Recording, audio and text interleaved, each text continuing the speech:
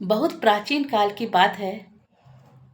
राजस्थान क्षेत्र में एक धारा नगर नाम का एक राज्य था, जिसके राजा थे राजा खड़गसेन, और उनकी पत्नी का नाम था रानी रूपवती देवी। राजा और रानी अपनी प्रजा के प्रति बहुत ही उदार थे। उनके दो पुत्र थे। बड़े पुत्र का नाम था रूप और छोटे पुत्र का नाम था बसंत। छोटा सा परिवार था। बड़े ही हंसी खुशी से दिन व्यतीत हो रहे थे। समय का चक्र चला और रानी का स्वास्थ्य बिगड़ने लगा। बहुत सारे वैद्य आए और इलाज किया, लेकिन रानी के स्वास्थ्य में कोई भी सुधार नहीं हो रहा था। दिन पर दिन रानी का स्वास्थ्य गिरता जा रहा था। अच्छे से अच्छे वैद्य आ रहे थे, पर स्वास्थ्य में कोई सुधार नहीं था। रानी ने अपने मन बहलाव के लिए अपने महल में एक चिड़िया और चिरौटा का घोंसला बनाया हुआ था, जहाँ पर चिड़िया और चिरौटा अपने दो नन्हे नन्हे बच्चों के साथ में उस घोंसले में रहते थे। रानी उन चिड़िया और चिरौटा के परिवार के लिए भोजन पानी की व्यवस्था रखती थी और उनको देख करके बड़ी खुश होती थी। सब कुछ अच्छा चल रहा था, पर एक दिन उसने देखा कि पहली चिड़िया की जगह अब कोई दूसरी चिड़िया उस घोंसले में आ गई है। उसे मालूम पड़ा कि पहली वाली चिड़िया मर गई है।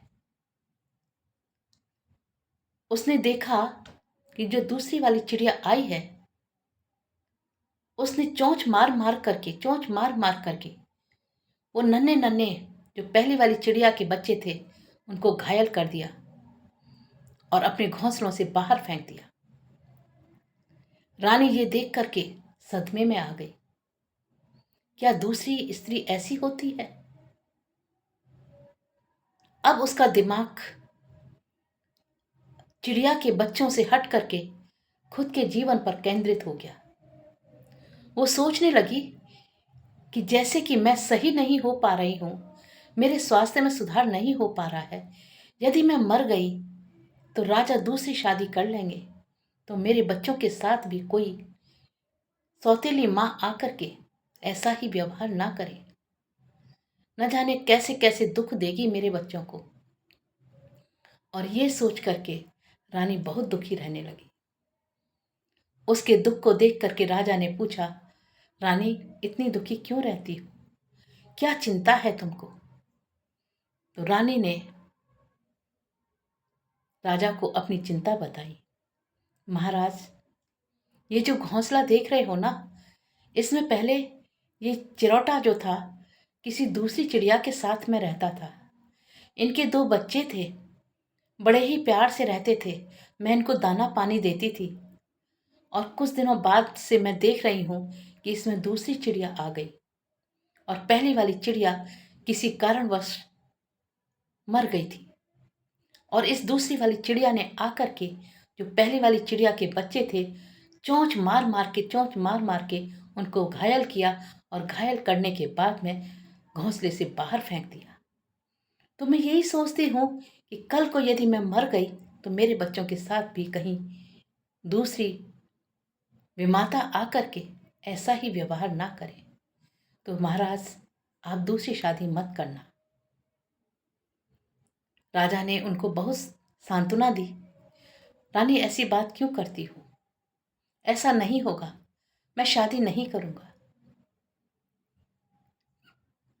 और ये सांत्वना दे करके राजा अपने कार्यभार में लग गए। अपनी जिम्मेदार जो शासन से संबंधित जिम्मेदारियां थी उनमें व्यस्त हो गए। रानी जब विवाह होकर के आई थी, उसके कुछ समय बाद ही उनकी जो सास थी वो स्वर्गवास हो गया था उनका। उन्होंने राजा के छोटे भाई को बड़ी ही छोटी अवस्था से पाला था। महारानी ने उनके भाई को, जो कि बहुत छोटे थे, अपने पुत्र की तरह से पाला था, बहुत प्यार से पाला था। रानी रूपवती ने अपने देवर को भी बुलवाया और कहा कि देवर जी, आपको याद होगा जब आपकी माता का स्वर्गवास हुआ था, आप बहुत छोटे थे और मैं तब नई नई शादी होकर के इस महल में आई थी। मैंने तुम्हें माँ का प्यार दिया, भाभी का प्यार दिया, बहुत प्यार से पाला था। आज मेरा स्वास्थ्य बहुत खराब है, मुझे लग रहा है कि मेरा जीवन ज़्यादा नहीं है। दुर्भाग्यवश यदि मैं मृत्यु को प्राप्त हो जाती हूँ और राजा दूसरी शादी कर लेते हैं तो मेरे बच्चों का ख्याल आप रखिएगा। देवर ने भी बहुत समझाया कि भाभी ऐसा नहीं कहो, आप ठीक हो जाएंगी। और उन्होंने कहा कि नहीं, मुझे वचन दो कि मेरे बच्चों का ख्याल आप पिता की तरह से ही रखेंगे। रानी रूपवती के देवर ने रानी को वचन दिया, कुछ भी हो जाए मैं इन दोनों बच्चों का साथ कभी नहीं छोड़ूंगा। और उसके कुछ दिनों बाद ही महारानी का स्वर्गवास हो गया। अब पूरा महल मातम में घिर गया, लेकिन ये मातम का माहौल भी कब तक रहता, धीरे धीरे सामान्य होने लगा। राज्य में राजा का जो मंत्री था उसका नाम था जालिम सिंह। जालिम सिंह राजा के सामने तो बड़ी ही मीठी मीठी बातें करता था, बड़ा ही वफादार होने का दावा करता था, परंतु मन ही मन जलता था। वो ये सोचता था कि किसी तरह से राजा को विपत्ति में डाला जाए, और जब राजा विपत्ति में पड़ जाएंगे तो इनका राज्य मैं हड़प लूंगा। और वो राजा को बहुत अच्छी सलाह नहीं देता था और राजा को हमेशा दूसरा विवाह करने की प्रेरणा देता था। बहुत समय तक तो राजा ने टाला, लेकिन बहुत समय तक वो अपने मन को नियंत्रित नहीं कर पाए और उन्होंने जालिम सिंह को नगर की किसी कन्या से विवाह करने के लिए अनुमति दे दी। और जालिम सिंह उस धारा नगरी के जो बाहर एक नगरी थी, उस नगरी की एक सुंदर कन्या थी, राजकुमारी ज्ञानवती, उससे राजा का विवाह करवा दिया। नई रानी आई, महल में खुशियां आ गई, लेकिन क्योंकि राजा के जो छोटे भाई थे, रूप और बसंत के जो चाचा थे, वो वचन दे चुके थे अपनी भाभी को कि रूप और बसंत को उनकी नई मां से कभी भी सामना नहीं होने देंगे। इसलिए उन्होंने रूप और बसंत के लिए एक अलग महल बनवा दिया, जो कि रानी के महल से थोड़ी ही दूर पर था। समय गुजर रहा था, बच्चे बड़े हो रहे थे, रूप यौवन अवस्था में था, यौवन अवस्था की दहलीज पर खड़ा था। बहुत ही सुंदर युवक था, बड़ा मनमोहक रूप, सुंदर काया, गठीला बदन, अच्छे अच्छे लोग देख करके उस पर नजर न टिके, ऐसा रूप। और वो अपने महल में ही रहते थे, कभी अपनी सौतेली माँ के महल में नहीं आते थे। लेकिन एक बार वो अपने दोस्तों के साथ में जो महल के बाहर बगीचा बना हुआ था उसमें खेल रहे थे गेंद से, और गेंद उछल करके रानी के महल में जा करके गिर पड़ी। सभी दोस्तों ने कहा कि जा कर के वहाँ से अपनी गेंद ले आओ। रूप ने कहा, नहीं, मैं वहाँ से अपनी गेंद नहीं लाना चाहूँगा, क्योंकि मुझे मना किया हुआ है मेरे चाचा ने वहाँ जाने के लिए। वहाँ मेरी माँ रहती हैं। सभी दोस्त बोले, अरे माँ रहती हैं तो ये तो अच्छी बात है, माँ के महल में जाने में क्या बुराई है, जा कर के अपनी गेंद ले आओ। बहुत मना किया रूप ने, लेकिन सारे दोस्त कहने लगे इसमें कोई बुराई नहीं है। और रूप के मन में भी कोई छल कपट तो था नहीं, इसलिए दोस्तों का कहना मान करके वो अपनी माँ के महल में अपनी गेंद लेने पहुंच गया। वहां रानी ने उस गेंद को देखा तो गेंद पर ही मोहित हो गई। इतनी सुंदर गेंद, इस गेंद से खेलने वाला कितना सुंदर होगा। वो गेंद को देख करके सोच ही रही थी कि ये आखिर किसकी गेंद होगी। इतने में रूप महल में प्रवेश किया। उसको देख करके ही रानी मोहित हो गई। ऐसा युवक तो उसने आज तक देखा नहीं था। कितना सुंदर युवक है। रूप ने रानी को प्रणाम किया और अपनी गेंद रानी के महल में आने के लिए क्षमा मांगी कि किसी भूलवश उसकी गेंद आपके महल में आ गई है, वो अपनी गेंद लेने आया है। लेकिन रानी ने उसको कहा कि ये तो अच्छी बात है, मैंने तुम्हें पहली बार देखा है, इससे पहले तुम मेरे महल में क्यों नहीं आए, क्यों इतनी दूर कहाँ रहते हो। उसने कहा, आप मेरी माँ हैं, मैं राजा का बड़ा पुत्र हूँ रूप। रानी ने कहा, राजा के पुत्र होगे, लेकिन मेरी नज़रों में तुम पुरुष हो। राजा बूढ़े हो गए, देखो मैं कितनी जवान हूँ और तुम भी बिल्कुल जवान हो। मेरी जोड़ी तो तुम्हारे साथ जचेगी, तुम्हारे पिता के साथ नहीं। मुझे तुम पसंद हो। रूप अंदर ही अंदर कांप गया कि ये माँ क्या कह रही है। रूप ने हाथ जोड़ करके कहा, माता, ये सोचना भी मेरे लिए बहुत पाप है। आप मेरी माँ हैं। लेकिन रानी पर तो कामुकता का असर चढ़ा हुआ था। रानी ने कोई भी बात रूप की नहीं सुनी।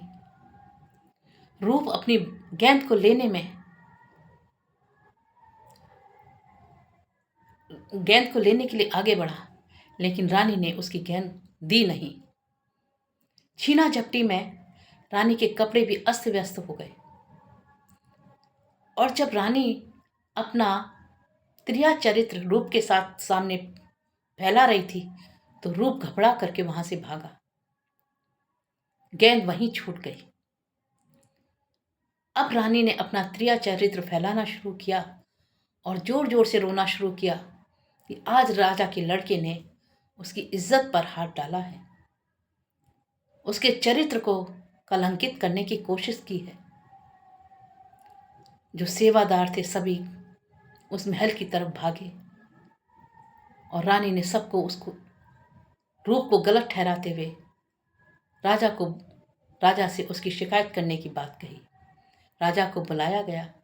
राजा के सामने रानी ने बढ़ चढ़ करके रोना धोना शुरू किया, त्रिया चरित्र फैला दिया और कहा कि आपका पुत्र मुझ पर गलत नजर रखता है। मैंने बहुत कहा कि मैं तुम्हारी माँ हूँ, लेकिन उसने एक न सुनी और मेरे साथ बहुत गलत करने की कोशिश की। बहुत मुश्किल से मैंने अपने आप को बचाया। देखो महाराज, मेरे कपड़े भी फट गए। तो उसने कहा, ऐसा हो ही नहीं सकता कि मेरा रूप ऐसा हो सकता है। मेरा रूप तो बहुत ही संस्कारवान है। महाराज देखिए, ये गेंद जो है ये रूप की ही है ना। राजा ने देखा कि ये गेंद तो रूप की ही है। इधर वो राजा रानी के रूप में वैसे ही पहले से ही पागल था, उसके प्रेम में वैसे ही अंधा था और उसने रानी के बातों पर विश्वास कर लिया। दूसरे दिन राजा ने रूप को दरबार में बुलाया और बिना कुछ रूप की बातों की सच्चाई जाने राजा ने मृत्युदंड का आदेश दे दिया। जब बसंत ने सुना कि मेरे भाई को मृत्युदंड दिया जा रहा है तो वो भी दरबार में पहुंचा। उसने कहा, महाराज, इस गलती में तो मैं भी शामिल हूं, मैं भी गेंद खेल रहा था, मुझे भी मृत्युदंड दिया जाए। और राजा ने बसंत को भी कारागार में बंद कर दिया। जब रूप और बसंत के चाचा को पता चला कि महाराज ने दोनों बच्चों को कारागार में डाल दिया है तो वो दरबार में हाजिर हुआ और राजा खड़ग सिंह से बहुत ही प्रार्थना की कि वो निर्दोष हैं, उनको छोड़ दिया जाए। पर राजा ने उनकी कोई बात नहीं मानी। इस पर चाचा ने अपनी योजना बनाई और कुछ विश्वास पात्र सेवादारों की सहायता से रूप और बसंत को गुप्त रास्ते से कारागार से निकाल करके उस नगर से बाहर निकाल दिया। नगर की सीमा से बाहर निकलने के बाद में चाचा ने रूप और बसंत से कहा, बेटा, मुझे बहुत दुख है कि मैं तुम्हारी सुरक्षा नहीं कर पाया, क्योंकि भाई साहब किसी की बात नहीं सुन रहे हैं इस समय। तो अच्छा यही है कि तुम इस नगर से हमेशा हमेशा के लिए चले जाओ और कभी लौट करके मत आना। रूप और बसंत को सीमा से बाहर करने के बाद में उनका चाचा वापस लौट आया और रूप और बसंत नगर की सीमा से होते हुए बाहर निकल गए। चलते जा रहे थे, बहुत परेशान थे, खाना नहीं खाया था, पानी नहीं पिया था, भूख और प्यास से तड़प रहे थे, थक गए थे। एक पेड़ के नीचे बैठ गए। बसंत ने भाई से कहा, भैया, प्यास लग रही है। भाई ने कहा, प्यास तो मुझको भी लग रही है भाई, चल मैं देखता हूं कहीं पानी मिल जाए तो। और ये कह करके कि तुम यहीं बैठना, मैं पानी की खोज करके पानी लेकर के आता हूं, ऐसा कह करके वो रूप पानी की तलाश में चला गया और बसंत पेड़ के नीचे बैठा हुआ था। ठंडी ठंडी हवा चली तो थका तो था ही, उसको नींद आने लगी और वो पेड़ के नीचे ही लेट गया। थोड़ी ही देर में गहरी नींद में सो गया। उस पेड़ के ही पास में एक सांप का बिल था। दुर्भाग्यवश वो सांप उसी समय बिल से निकला और उसने बसंत के पैर में डस लिया। सांप के जहर का असर होने लगा। बसंत का पूरा शरीर नीला पड़ गया और थोड़ी देर में ही वो बिल्कुल निश्चेष्ट हो गया। उधर रूप पानी लेकर के आया बसंत के पास में। बस उसने देखा कि बसंत तो नीला पड़ा हुआ है, बिल्कुल निश्चेष्ट है, प्राण धड़कन जैसी कोई चीज नहीं है। उसने पूरी तरह से उसको उठाना चाहा, लेकिन जैसे ही उसने उसको उठाया वो दूसरी तरफ लुढ़क गया। रूप समझ गया कि मेरा भाई मेरा साथ छोड़ गया। बहुत दुखी हुआ, बहुत विलाप किया। जैसे कि राम ने लक्ष्मण शक्ति लगने के पर लक्ष्मण जी के लिए विलाप किया था, वैसे ही इस समय घने जंगल में विषाद में डूबा हुआ रूप अपने भाई बसंत के लिए विलाप कर रहा था। माँ ने साथ छोड़ा, सौतेली माँ आई, निष्कलंक होते हुए कलंक लगाया, मृत्यु दंड का आदेश पाया अपने ही पिता से। देश निकाला हो गया और आज भाई भी साथ छोड़ गया। बहुत कातर दृष्टि से रो रहा था। उसका स्वर इतना दर्द भरा था कि लगता था कि पूरा जंगल उसके साथ रो रहा है। पर आखिर कब तक रोता। उसे लगा कि मुझे अपने भाई का अंतिम संस्कार भी करना है, और ऐसा सोच करके वो नगर की तरफ चला। कहीं किसी से कुछ कपड़ा मिल जाए, कुछ व्यवस्था हो जाए उसके भाई के अंतिम संस्कार की। जब थोड़ी दूर नगर की सीमा में प्रवेश किया तो उसने देखा कि एक अर्थी आ रही है, उसके साथ में बहुत सारे लोग हैं। जब उन लोगों ने अर्थी के साथ जो लोग आ रहे थे, उन्होंने जब रूप को देखा तो अर्थी को उतार करके कहने लगे, भाई तुम कौन हो? तो रूप कहने लगा कि मेरा नाम रूप है और मैं अपने भाई के अंतिम संस्कार की व्यवस्था के लिए आया हूँ। उसने सारी कहानी बताई कि मेरा भाई सांप ने काट लिया है, उसका जहर उसके पूरे बदन पर असर कर गया और मेरा भाई मर चुका है। तो मैं उसके कफन के लिए, अंतिम संस्कार की व्यवस्था करने के लिए आया हूँ। जो वो अर्थी के साथ लोग आए थे उन्होंने बताया कि इस नगर में, जिस नगर में तुम प्रवेश किए हुए हो, इस नगर का राजा मर गया, स्वर्गवास हुआ है आज, और ये अर्थी उन्हीं की है। वो निसंतान थे। उनका कहना था कि यदि मैं मर जाता हूं तो मेरी अर्थी के सामने जो भी पहला व्यक्ति मिले उसे ही मेरा पुत्र समझ करके राज्याभिषेक कर दीजिएगा, और सबसे पहले आप ही राजा की अर्थी के सामने आए हो तो आपको राज तिलक किया जाएगा।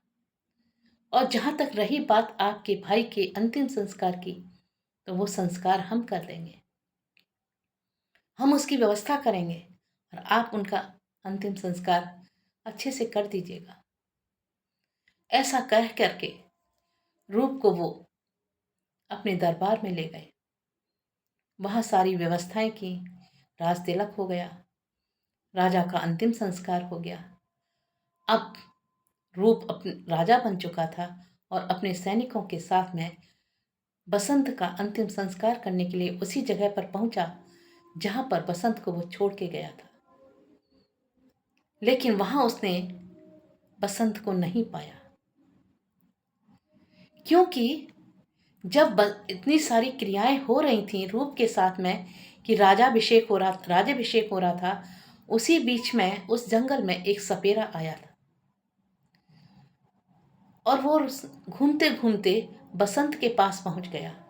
उसने जब बसंत को मरणासन्न स्थिति में देखा, उसने नीला उसका बदन देखा, तो वो समझ गया कि किसी जहरीले सांप ने इसको काटा है। क्योंकि वो सपेरा था और सांप के जहर का असर खत्म करने की दवा जानता था, इसलिए उसने उसका उपचार किया। उपचार करने के बाद में जब बसंत को होश आया तो वो उसे अपने साथ ले गया। क्योंकि उसका भाई काफी देर तक, बसंत का भाई काफी देर तक लौटा नहीं था, इसलिए बसंत ने भी सोचा कि मेरा भाई कहीं ऐसा ना हो कि किसी जंगली जानवर का निवाला बन गया। हो सकता है मेरा भाई अभी तक नहीं आया, इसका मतलब हो सकता है कि किसी जंगली जानवर ने उस पर आक्रमण कर दिया हो और उसको मार डाला हो। दुखी उसने अपने आप को उस सपेरे के हवाले कर दिया। सपेरे के भी कोई पुत्र नहीं था, इसलिए वो उसे अपने साथ ले आया। और जब अपने साथ लाया तो वो जिस घर में रहता था उसी के पड़ोस में एक धोबी रहता था। और धोबी से उसने बात की कि ये मुझे इस तरह से मिला है, तो इसको कुछ काम धंधे की व्यवस्था करा दो। धोबी ने धोबी के यहाँ भी अपना कोई पुत्र नहीं था, इसलिए उसने बसंत को अपना पुत्र मान लिया और अपने घर में रख लिया, क्योंकि वहां पर वो अब लोगों के कपड़े धुलने जाता था। इधर रूप को बसंत नहीं मिला, तो रूप बहुत दुखी मन से जिस राज्य का वो राजा बना था लौट गया। उसने भी सोचा कि इस तरह से निश्चेष्ट अवस्था में मैं अपने भाई को छोड़ कर गया हो था, तो शायद किसी जंगली जानवर ने उसकी शरीर को खा लिया। जैसे कि बसंत सोच रहा था वैसे ही रूप भी सोच रहा था, क्योंकि वो बहुत घना जंगल था और उसमें ऐसा होना स्वाभाविक था। इधर बसंत धोबी के घर में रहने लगा और धोबी के साथ में कपड़े धुलने जाता था। जहां पर धोबी जाता था वहां पर विदेशों से कुछ जहाज आया करते थे कुछ व्यापार करने के लिए। वहां पर एक बार चर्चा चलने लगी कि कोई जहाज वाले जो कप्तान है उसको कुछ सेवादारों की जरूरत है। तो धोबी ने कहा क्यों ना मैं बसंत के लिए बात करूं, कहीं इसको कोई काम मिल जाए, क्योंकि बसंत भी बहुत सुंदर था। और जब कप्तान से बात की तो कप्तान के पास में बसंत गया, तो बसंत कप्तान को अपने काम के लिए पसंद आ गया और उसने उसको काम अपने जहाज पर दे दिया। अब बसंत उस जहाज पर काम करने लगा। इस तरह से काम कर ही रहा था, तो एक बार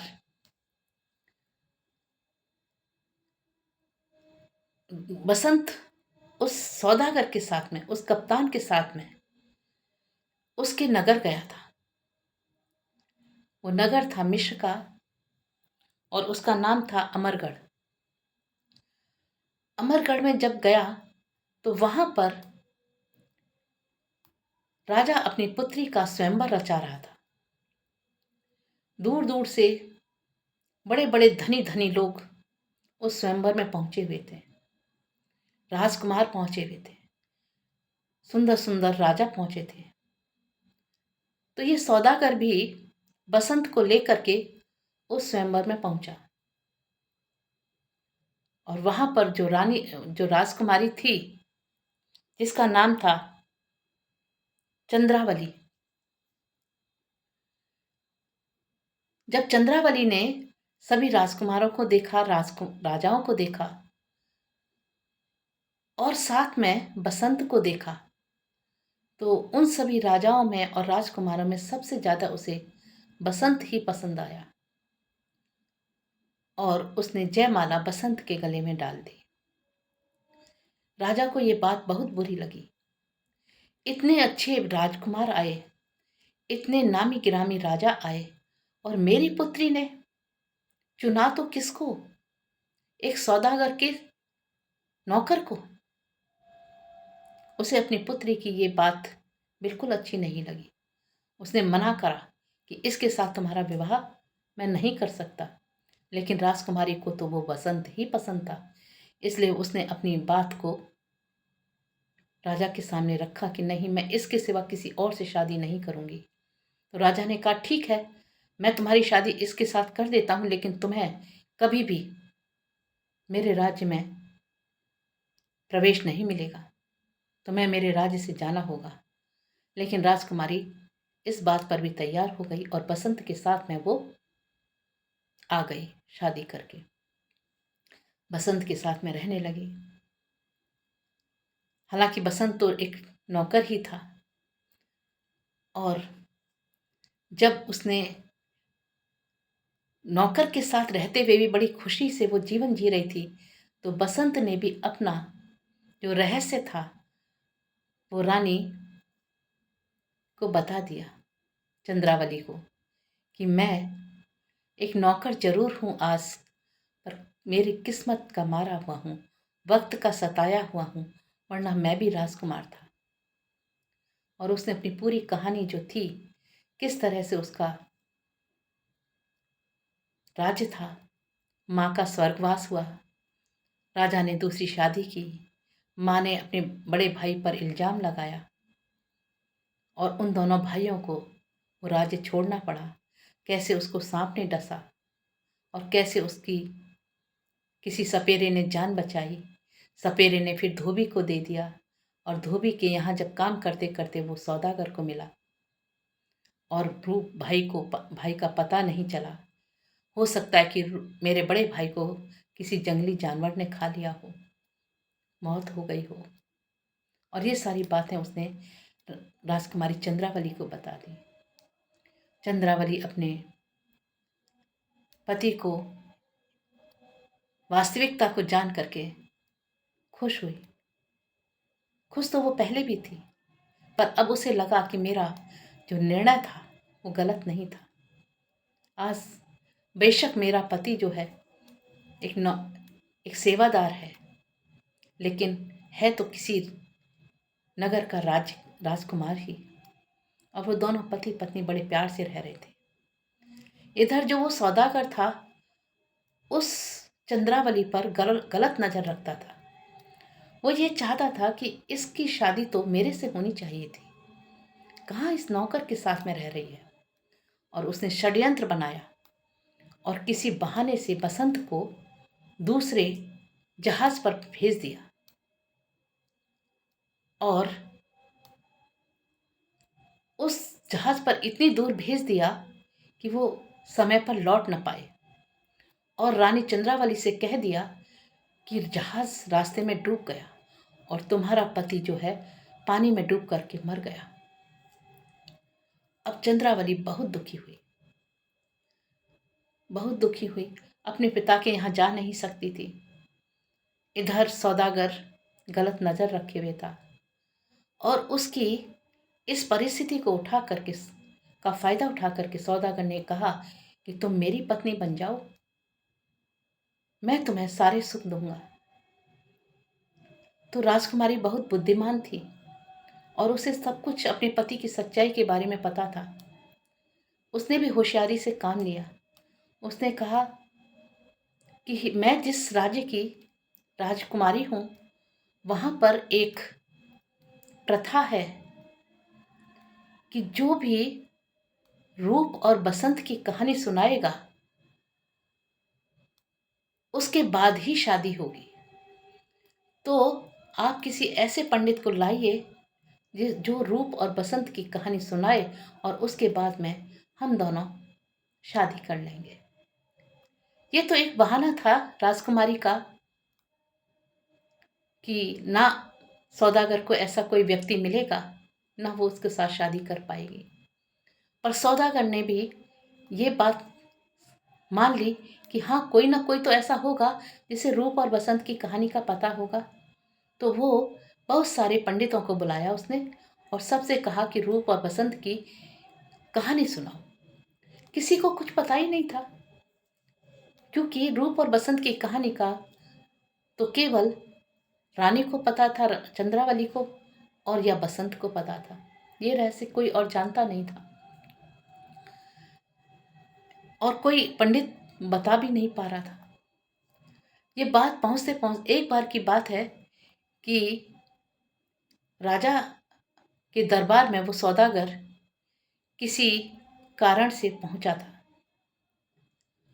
और वहां पर उसने वो उसी राजा के पास पहुंचा जहां का राजा रूप था।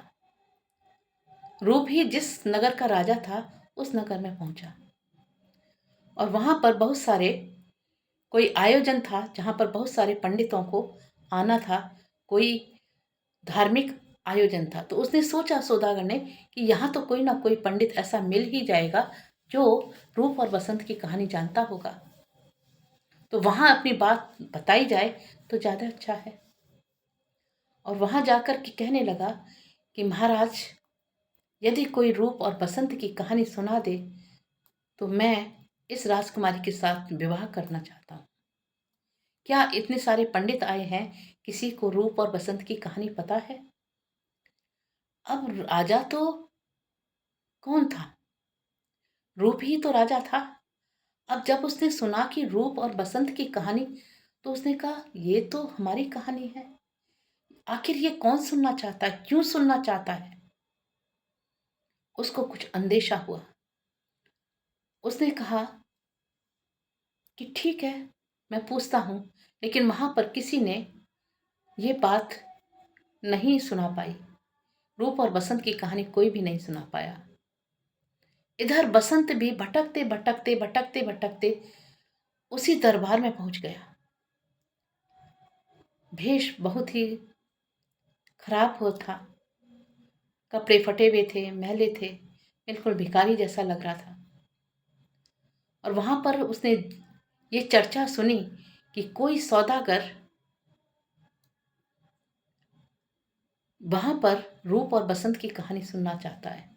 तो उसने उस दरबार में जाकर के देखा कि रानी चंद्रावली भी वहां है।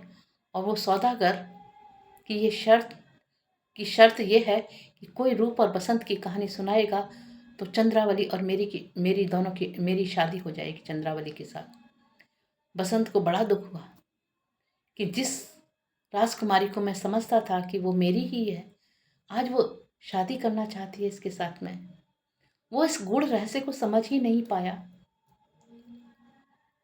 लेकिन उसने कहा कि कोई ना कोई रहस्य तो जरूर है इसमें, क्योंकि आखिर ये रूप और बसंत की कहानी सुनना कौन कैसे क्यों चाहता है।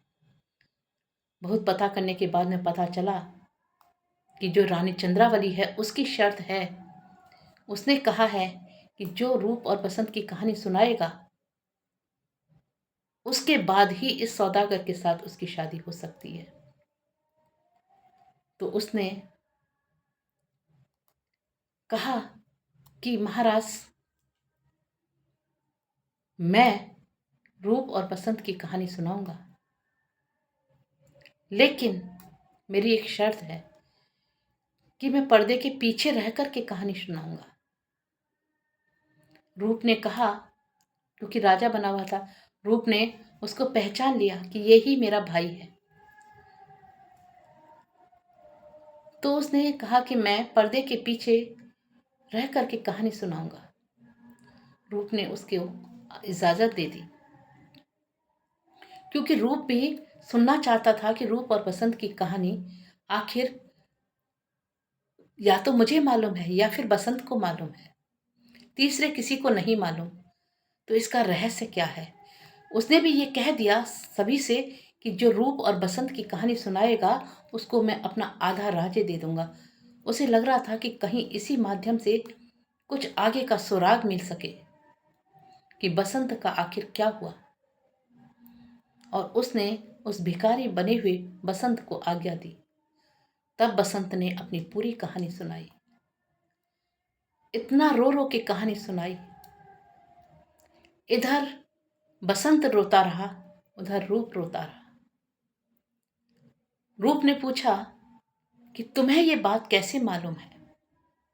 तो उसने बताया कि जब मेरा भाई रूप लौट कर नहीं आया तो मैंने समझ लिया कि शायद उसको कोई जंगली जानवर खा गया, और मैं किसी सपेरे के द्वारा किसी धोबी के पास आया।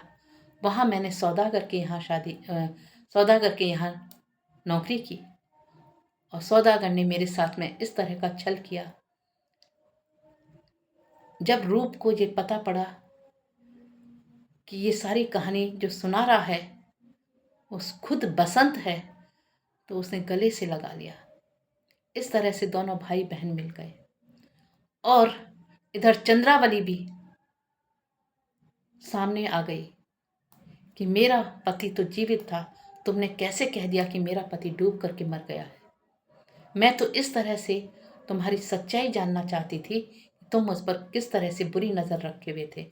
मैं शादी को टाल रही थी क्योंकि मैं विवश थी उस समय, आपकी बात मानने के लिए। इसलिए मैंने ये कहानी, क्योंकि इस कहानी को केवल मैं, बसंत या रूप ही जानते थे। तो आज ये कहानी पूर्ण हुई। इस तरह से बसंत को अपनी पत्नी मिली, दोनों भाई मिले। रूप ने अपने कहे के अनुसार बसंत को अपने राज्य में का आधा हिस्सा दिया और इस कहानी के साथ ही वो तीनों राजमहल में रहने लगे। दोनों भाइयों ने सोचा, हम अपने जो धारानगर राज्य था, पिता को छोड़ करके आए थे वहां पर, एक बार देखा जाए कि वहां आखिर हो क्या रहा है, क्या स्थिति है वहां की। और रूप और बसंत, जो अब राजा के रूप में थे, अपनी परिवार के साथ में उस राज्य में पहुंचे, धारानगर में। वहां उसे पता पड़ा कि जालिम सिंह ने पड़ोसी राजा के साथ में मिलकर के उस धारानगर पर आक्रमण करवाया, राजा को बंदी बनाया, चाचा को बंदी बनाया और कारागार में डाल दिया। और इस समय जालिम सिंह राजा बना बैठा है। तो दोनों भाइयों ने जालिम सिंह पर आक्रमण किया, उसको मौत के घाट उतारा और अपने पिता और चाचा को कारागार से निकाला। इधर रानी जो ज्ञानवती थी, उसको लगा कि अब मेरा भांडा फूटा और राजा जेल से निकलने के बाद में मुझे मृत्यु दंड ही देगा। तो उसने महल की ऊंची अटारी से कूद करके आत्महत्या कर ली।